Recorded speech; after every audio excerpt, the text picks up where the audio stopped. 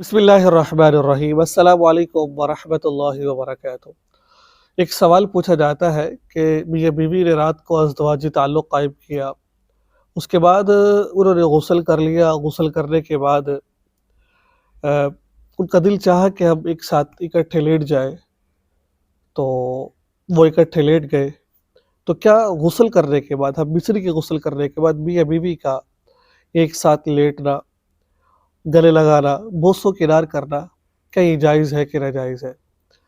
तो आइए आज इस पर बात करते हैं। बहुत सारे लोग इस मसले में बड़े उलझे हुए होते हैं और शायद वो ये समझते हैं कि इससे गुस्ल फ़र्ज़ हो जाता है कि नहीं होता है।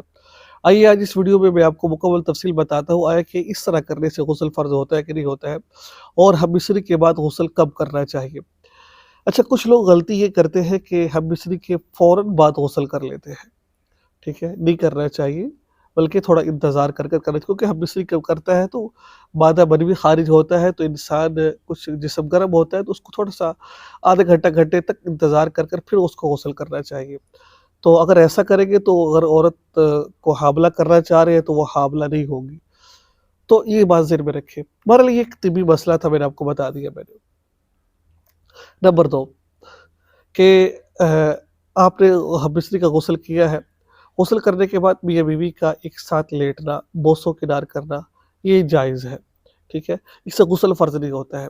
गुस्ल फ़र्ज़ उस वक़्त होगा कि आप बोसो किनार करते वक़्त आपका शहवत के साथ मादा मनवी ख़ारिज हो जाए, या मर्द या औरत का, ठीक है? या दुख़ूल हो जाए, दुख़ूल कर लें आप।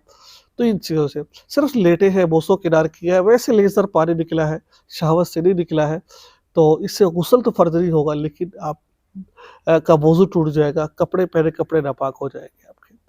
तो ये था एक बहुत बज़ाहिर तो छोटा-सा मसला था, लेकिन बहुत सारे लोग इस मसले के अंदर जो है बड़ा कन्फ्यूज़ होते हैं। तो ये था आज का मसला। दुआ में याद रखिएगा, चैनल को सब्सक्राइब कर लीजिएगा। अस्सलाम वालेकुम व रहमतुल्लाहि व बरकातुहू।